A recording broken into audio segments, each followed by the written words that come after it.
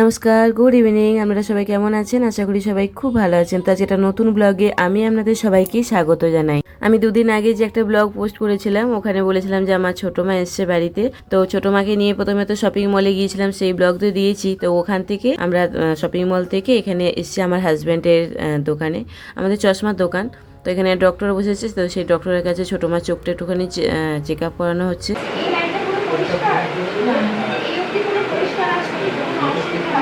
পিন্টুর দোকানেতে আমরা যে ফ্রেমটার ওপরে আর কি পাওয়ারটা বসবে সেগুলো সব চয়েস করে রেখে দিয়ে তারপরে ছোটো মাকে একটা শাড়ি দেবো। তো সেই জন্য সেই শাড়ি দোকানে এসছে একটুখানি শাড়ি কিনতে। এই যে দুটো শাড়ি দেখাচ্ছে, এগুলো বনলতা জামদানি, প্রচণ্ড ভাইরাল শাড়ি এই দুটো। তো আমার খুব ভালো লেগেছে এগুলো দেখতে। আপনাদের কোনটা এই দুটোর মধ্যে সুন্দর লাগছে আমাকে একটু প্লিজ কমেন্ট করে জানাবেন।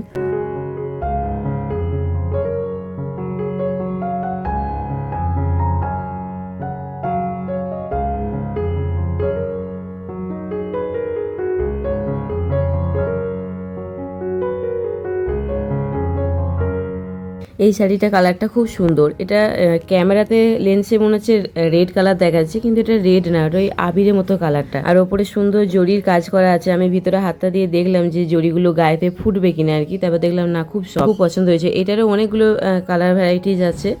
তো এই যে লাইট কালারের এই শাড়িটা, এটাও কিন্তু দেখতে খুব সুন্দর। উনি যে শাড়িগুলো সত্যি নামিয়েছিলেন, সবকটা শাড়ি কিন্তু খুবই সুন্দর। আর ছোটো মা যেহেতু আমার মানে এখনও ইয়াং আছে, তো সেই জন্য আমার এই রেড কালারের শাড়িটা, মানে যেটা আবির আবির কালার আর কি, ওই শাড়িটা আমার খুব ভালো লাগলো। এই যেখানে হলুদ লালের আছে, আবার গ্রিন কালারের আছে, একটা তুতে কালারের আছে। ছোটো মা বলেছিল আমাকে তুতে কালারটা দে, ওটাও আমার পছন্দ। আমি বললাম না, তুতেটা নিতে হবে না, রেডটা তোমাকে বেশি ভালো লাগবে।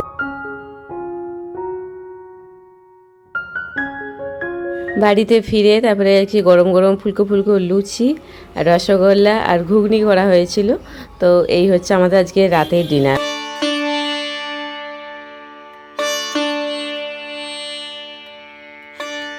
Good morning. আজকে হচ্ছে নেক্সট দিন। কালকে ব্লগটা ওখানেই মানে এন্ড করে রেখেছিলাম।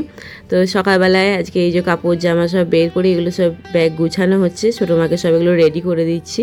আর ছোটো মার জন্য না আমি ছোটো মার আমি সেম জুতো কিনেছিলাম। ছোটো মার জুতো সাইজ একটু ছোট আর আমার বড়, কিন্তু সেম দেখতে। তো সেগুলোও প্যাকিং করে দিচ্ছি। তারপর আমার কাছে ব্যাগ ছিল দুটো, মানে কিছু যদি পুরাতন কিছু থাকে আর কি, একবার দুবার ইউজ করেছি কি করিনি, বা ভালো লাগে না রেখে দিয়েছি, ছোটো মা আসলে দিয়ে দেবো এরকম ভেবে। তো ব্যাগও দিয়ে দিলাম। এই যে দেখুন সেম জুতো আমি বললাম না, তো এগুলো আমি কিনে রেখেছিলাম ছোটো মার আর আমার সেম ম্যাচিং করে। তো সেগুলোও দিয়ে দিলাম। আর ছোটো মা এখন এখানে রেডি হচ্ছে। মেঘা এখন রেডি হয়ে ও টিউশনি যাবে না কম্পিউটার ক্লাসে যাবে না পড়তে যাওয়া ঠিক মনে পড়ছে না। তো ও রেডি হয়ে গেছে। আর ছোটো মা স্নান টান করে এসে এখন মুখ হাত মুছে টুছে এবার একটুখানি বসছে। আর আমি ব্যাগগুলো রেডি করে দিচ্ছি। আমার পুজো আচ্ছা হয়ে গেছে, জাস্ট রান্না করব, খাওয়া দাওয়া করে ছোটো মা বেরিয়ে যাবে। আর ভাইয়ের মেয়েটা এখন কিছুদিনের জন্য আমার বাড়িতে থাকবে। ওর যখন গ্রীষ্মের ছুটি চলছে, তো ও কিছুদিনের জন্য থাকবে। আর ছোটো মেয়ে ছোটো ব্যাগটা নিয়ে এসছে, ওই ব্যাগের মধ্যে তো এত জিনিস ঢুকবে না। তো তার জন্য আমি এখান থেকে একটা আমার যে ব্যাগ ছিল ওই দিলাম, তুমি এটার মধ্যে সব ঢুকিয়ে নিয়ে যাও। তো এখন মেঘাও বেরিয়ে যাচ্ছে, ছোটো মাও রেডি হয়ে গেছে। আমি এবার রান্নাটা করে খেতে দিলেই মোটামুটি হয়ে যায় কমপ্লিট কাজ।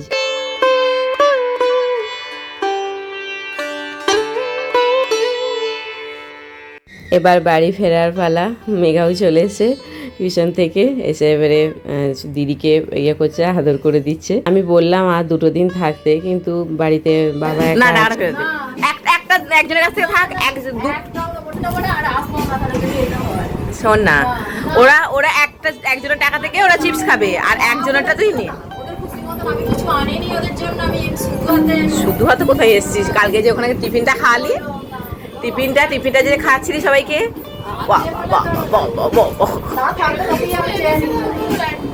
হ্যাঁ একজনেরটা তুই রাখ আর একজন, হ্যাঁ। যাবার সময় 2 মেয়েকে টাকা দিয়েছে, আমার ভাইয়ের মেয়েকেও টাকা দিয়ে গেছে। তো আমি বললাম এতজনকে দিচ্ছ, আমার 2 মেয়ের মধ্যে তুমি একজনকে দাও আর একজনেরটা তুমি করো, নিয়ে নাও। তো কিছুতেই নেবে না, আমার দিব্যি এরকম দিব্যি দিয়ে তারপরে আমি বললাম ঠিক আছে, আর দিব্যি দিতে হবে না। সত্যি কথা বলতে আমি আমার মাকে, জন্মদাত্রী মাকে আমি কখনো কখনো মিস করি। হ্যাঁ করি, আমি মিস করি, কারণ আমি তখন অনেকটা বড়, ক্লাস 9-এ পড়ি, তখন আমার মা গত হয়ে যায়। কিন্তু তারপরে আমার জীবনে আমার ছোটো মা আসে। কিন্তু আমার মেয়েরা যতদিন থেকে ওদের জ্ঞান হয়েছে, ওরা কখনোই ওর এই দিদিমাকে ওদের সৎ দিদিমাদের বলে মনে হয় না, কারণ ওরা চোখ খুলে থেকেই এই দিদিমাকেই দেখছে। কাজে ওদের কাছে এটাই ওদের নিজের দিদি বলেই ওরা মনে করে। আর এখানে এখন 3 মূর্তি তখন পড়তে বসেছে।